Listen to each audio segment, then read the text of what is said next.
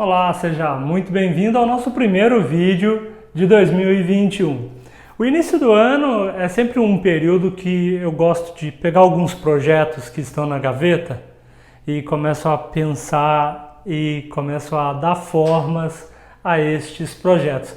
E pensando nisso, eu resolvi montar um conteúdo ligado ao mercado de vinhos brasileiros, para quem pretende montar o seu primeiro negócio, sua primeira loja física ou seu primeiro site para o comércio de venda de vinhos aqui no Brasil. E eu comecei a levantar as informações e acabou que o conteúdo ficou muito grande. Eu dividi ele em 2 vídeos, em 2 partes. Então hoje vai ser a primeira parte deste conteúdo e hoje eu vou falar os principais aspectos que fazem do Brasil o principal mercado consumidor de vinhos do mundo. E no próximo vídeo, que eu vou lançar ainda essa semana, vai sair aqui no canal ainda essa semana, eu vou falar sobre os primeiros passos, ou os passos mais importantes que a gente deve tomar aí no momento em que a gente decide abrir nossa própria loja de vinhos, seja ela uma loja física ou um site, um e-commerce para a venda de vinhos. Se você está nessa pegada de novos projetos ou se você tem a vontade de montar aí o seu próprio negócio, sua própria loja de vinhos, se acomode aí na sua cadeira, pegue um papel e uma caneta para ir anotando aí todas as dicas que eu vou te passar. Bom, se você ainda não é um inscrito, se inscreva aqui no canal. Meu nome é Wesley Moreira, sou diretor e fundador da Sommelier School e toda semana eu trago conteúdos novos sobre o universo dos vinhos, às vezes falando sobre mercado, como vai ser agora, às vezes falando sobre temas históricos, conteúdos diversos sobre o mundo do vinho. Tem vários vídeos já aqui no nosso canal, até quero te convidar para assistir os demais vídeos. E é isso, sem mais enrolação, vamos falar aí um pouco sobre o mercado de vinhos no Brasil, mas falando sobre o posicionamento do Brasil, né? O Brasil é um país que eu acredito que em pouco tempo será o principal consumidor de vinhos do mundo. Isso porque nós temos, quando analisamos o Mapa Mundi e começamos a analisar os países em desenvolvimento de consumo de vinhos, o Brasil ele acaba se destacando em vários segmentos diferentes. E estas características fazem com que o Brasil seja aí a nova menina dos olhos do mercado internacional de vinhos. E com isso vários produtores internacionais estão investindo bastante, vários países, né, têm investido bastante aqui no Brasil nessa parte de vinhos, de olho numa fatia do mercado, que é um mercado que tende a crescer muito nos próximos anos, já vem crescendo bastante, só no ano passado cresceu mais de 30%, e pelo andar da carruagem é um mercado que ainda tem muito a crescer, pelo menos pelos próximos 10 anos, estaremos aí numa linha de crescimento muito alta.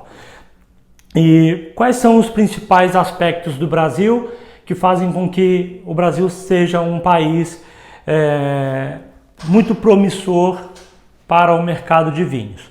Bom, o primeiro deles, que eu acho que é um dos mais importantes, ou enfim, que ajuda a pesar bastante nessa balança, é o nosso tamanho, né? O Brasil é um país que tem medidas continentais, né? Um país muito grande em área territorial e também em população, né? Pelo censo de 2018, se não me falha a memória, a contagem era de 203 milhões de habitantes. Eu não sei como foi as últimas atualizações de 2019 e 2020, mas a de 2018, que saiu em 2019, era de 203 milhões de habitantes, ou seja, é uma população muito grande. Você nesse momento deve estar pensando, Wesley, mas tem outros países que também têm um nível populacional tão grande quanto o Brasil ou até maior que o Brasil. Por que eles não são tão promissores para um crescimento no mercado de vinhos como é o Brasil? Porque o Brasil tem outros aspectos importantes. Quais seriam eles? Então, o mais importante seria o número populacional, que é alto, e o segundo, que também pesa muito na balança, é a questão gastronômica. O Brasil possui uma gastronomia que deve ser tratada sempre no plural, né? É uma gastronomia muito rica, muito diversificada. Então a gastronomia que nós temos nos Pampas Gaúchos é uma, do Rio Grande do Sul é outra, do Sudeste é outra completamente diferente, a nordestina, a do Norte, do Centro, do Centro-Oeste, enfim. O Brasil contém uma diversidade gastronômica muito grande. Dentro desta parte da gastronomia tem outros aspectos que são muito importantes e que a gente deve analisar nesse sentido de, pensando no mercado de vinhos, eu acho que são importantes de serem analisados, que é a questão do relacionamento que o brasileiro tem com a gastronomia. O brasileiro, ele gosta de comer e o brasileiro gosta de comer bem. A gente gosta de mesa farta, a gente gosta de estar cozinhando, de receber os amigos em casa, a gente gosta de ir na casa dos amigos para comer. Então este relacionamento com a comida, que é um relacionamento que está ligado ao consumo, ao ato de comer por prazer, ele acaba ajudando bastante no segmento do vinho. E um outro ponto importante dentro dessa parte da gastronomia, que eu acho que também é muito importante e é muito relevante, é a questão da estrutura da gastronomia brasileira, que independentemente se ela é do extremo sul do Brasil ou do extremo norte, do extremo nordeste, a nossa gastronomia como um todo, ela tem uma estrutura que ela faz uma boa compatibilização com os vinhos. Ela não vai harmonizar 100% das vezes com 100% dos vinhos, porque isso gastronomia nenhuma faz, nem a francesa. Mas de uma forma geral, a nossa estrutura gastronômica, ela permite uma boa compatibilização com os vinhos. Então isso facilita, porque a partir do momento que nós temos uma boa estrutura gastronômica, nós temos uma boa formação do nosso paladar. Até para fazer uma analogia bem rápida, tá? Com um país que é bizarramente grande e bizarramente maior que o Brasil e que não tem a mesma potência de crescimento e expansão que o Brasil tem de consumo per capita, tá? Que é o caso da China. E o que breca a China ou o que faz o Brasil ser um grande diferencial quando comparado com a China? A China é muito grande e tem uma população muito maior que a do Brasil. Só que o desenvolvimento do paladar do chinês e a estrutura da gastronomia chinesa, ela não faz uma boa compatibilização com os vinhos. E isso acaba sendo uma barreira de impedimento para que o vinho consiga entrar e se expandir dentro do mercado chinês. Então, aqui no Brasil nós não temos esse problema. A nossa estrutura da nossa gastronomia, ela é muito favorável para o consumo de vinhos e isso ajuda bastante para a penetração e para o aumento do consumo dos vinhos. Um outro ponto, que é o terceiro ponto, que eu acho também extremamente importante para esta análise de mercado futuro para o Brasil, né, em termos de consumo de vinhos, está ligado à procura pela bebida vinho. Né? Então eu tenho aí, dá até vergonha de falar, mas bom, eu tenho quase 20 anos de carreira, né? Vergonha porque eu já estou ficando velho, né? Mas aí meus cabelos brancos já me entregam, então, enfim, não faz muita diferença. Mas eu já tenho aí quase 20 anos de carreira e nesses 20 anos eu venho acompanhando de perto a evolução do mercado. E antes, o mercado consumidor de vinhos, ele era extremamente nichado. Era um consumidor, 90% do consumidor era um consumidor do sexo masculino, com uma idade de 40 anos para cima. Hoje, esse consumidor, ele mudou o comportamento dele e também mudou a faixa etária. Nós temos muito mais jovens bebendo vinho, o que é muito importante, porque isso é um sinal que os jovens estão começando a ter uma consciência maior sobre a qualidade das bebidas que eles estão ingerindo. Então, esse é um ponto muito importante e é um trabalho até feito por nós, pelos pais, né? De estar aí incentivando a um consumo de bebidas alcoólicas de boa qualidade, né? Então, o que não pode é falar, não vai beber bebida alcoólica. Aí não adianta, quando você sai pra rua, acaba bebendo bebidas porcarias, enfim. Então, é melhor aprender dentro de casa, aprender a beber de forma sociável e bebida de qualidade, mas isso é um tema para um outro momento. Mas, enfim. O consumidor, a faixa etária do consumidor, ela diminuiu. O consumidor que antes, mesmo de uma idade mais avançada, ou de uma idade que não é desse público mais jovem, que antes era um consumidor de uísque, de cerveja e que não mudava de ideia sobre o seu consumo de bebidas, hoje ele já começa a enxergar no vinho uma possibilidade a mais de consumo, ou seja, ele começa a inserir o vinho dentro das suas rotinas de consumo mensal. Eu ia falar de dieta, mas aí eu ia arrumar uma briga muito grande com todo mundo, então não vamos falar de dieta alcoólica. Olha que absurdo que eu ia falar, mas enfim. Bom, esse consumidor de cerveja e esse consumidor de uísque, que antes não via o vinho como uma possibilidade de consumo, por vários motivos. Ou porque ele achava chique demais, ou porque ele achava requintado demais, ou porque ele achava que não era para ele, porque ele não tinha uma taça adequada, não tinha um abridor adequado, enfim. Ele acabava não consumindo. O consumidor ficava distante, esse tipo de consumidor ficava distante do vinho.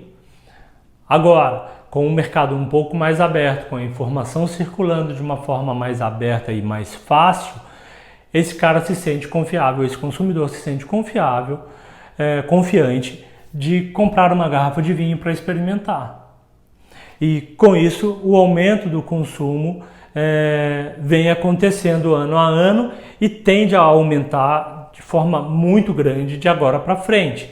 Então este é um ponto também que eu acho que é muito importante e que é um ponto a favor do mercado de vinhos aqui no Brasil. Só para você ter uma ideia, hoje com 200 e poucos milhões de habitantes, tá? Eu não vou falar assertivamente que é 203 porque eu não sei quanto tá, mas enfim. Mais de 200 milhões de habitantes, o consumo interno ele está variando entre 1,7, 1,8, no máximo 2 litros per capita de mosto de uva. Isso a gente está falando de vinhos e derivados de uva, tá? Então é muito pouco. Se a gente for pegar o vinho fino, de qualidade, o consumo per capita é inferior a 1,5 litro, fácil.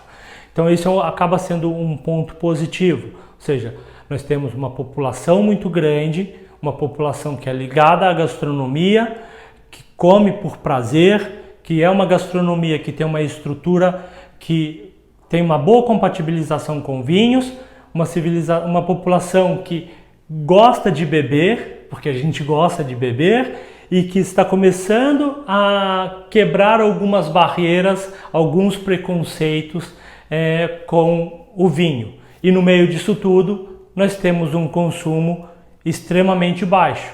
Então a tendência de agora para frente é de ter um aumento significativo no consumo de vinhos. Um outro ponto para fechar essa parte da análise, que eu acho que pesa muito na balança e que ajuda bastante aí até o ponto anterior, né, que é esse novo consumidor de vinhos, de uma idade mais baixa, ou esse consumidor que consome outras bebidas como cerveja e uísque, que agora está experimentando vinho, que acaba tendo ligação com esta última referência que eu vou fazer, que está ligada às novas áreas de cultivos e de produção de vinhos aqui no Brasil. Então, se há 5, 10 anos falávamos de produção de vinhos na Serra Gaúcha e não falávamos de produção de vinhos em outras áreas do Brasil, hoje essa realidade é completamente outra.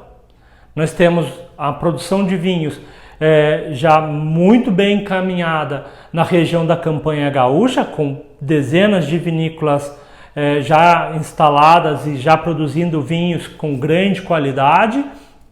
Temos a região do Sudeste brasileiro, e quando eu falo do Sudeste, eu falo do Sudeste inteiro, pegando do Rio de Janeiro até Brasília, com várias vinícolas novas que surgiram aí a partir do desenvolvimento das técnicas de dupla poda, de colheita de inverno, que foram desenvolvidas pela EPAMIG lá na cidade de Caldas, em Minas Gerais. Até se você quiser, eu posso até falar sobre isso num outro vídeo, deixa um comentário aí, me manda uma mensagem que, se a galera curtir esse tipo de conteúdo, eu posso gravar para falar mais sobre isso no futuro. Mas bom, isso fez desenvolver várias novas áreas de produção dentro do Sudeste brasileiro. Minas Gerais pipocou com várias vinícolas novas, a região ali de Andradas, Três Corações, Lavras, Cordislândia, entre outras cidades. Minas Gerais, São Paulo, Santo Antônio do Pinhal, enfim, entre outras cidades próximas ali da divisa do estado com Minas, também produzindo vinhos com a inversão de ciclo, com essa dupla poda.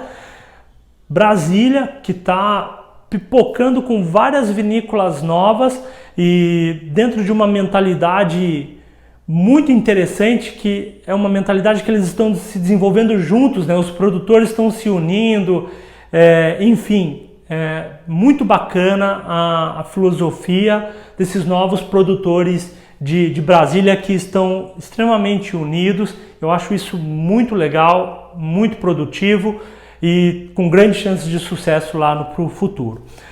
Temos a região de Petrolina, lá no Nordeste brasileiro também produzindo muito vinho, até já há alguns anos, já se tornando aí uma das principais áreas de cultivo de uva do Brasil e também de produção de vinhos, e contrariando todas as regras, eles conseguem fazer mais de uma colheita no ano e produzem espumantes de uma qualidade muito, mas muito boa. E o melhor de tudo, num preço muito acessível. Então, se antes existia essa barreira que o vinho não vende mais no Brasil porque é caro, hoje em dia isso já não é mais uma realidade. Nós temos bons vinhos aqui no Brasil, tanto vinhos nacionais como vinhos também importados, a partir de R$25, R$30, Então dá para a gente encaixar dentro do nosso mês uma ou duas garrafinhas e a gente já começa a pensar em um mercado mais amplo e com isso as chances de crescimento é muito alta. Bom, eu não vou me estender mais do que eu já me estendi, senão meu vídeo fica muito grande, você acaba não assistindo. Mas bom, esses são os principais pontos que, no meu ponto de vista, fazem com que o Brasil seja aí o grande mercado promissor de consumo de vinhos pelos próximos anos. Vai superar facilmente os Estados Unidos, entre outros países, em termos de consumo per capita interno. Aguarde para ver, e se você quer investir no mercado de vinhos, invista agora, que agora é um bom momento, que a gente pega aí essa alça de crescimento, esse trampolim para poder conseguir ter um sucesso maior lá na frente. Bom, é isso, me desculpe por ter me prolongado demais. Acompanhe a escola pelas mídias sociais, estamos lá no Facebook e também no Instagram. Se inscreva no canal, porque ainda essa semana tem um vídeo onde eu falo sobre algumas dicas de como começar o seu negócio vendendo vinho. É isso, espero que tenha gostado. Tchau, tchau, até mais. Saúde!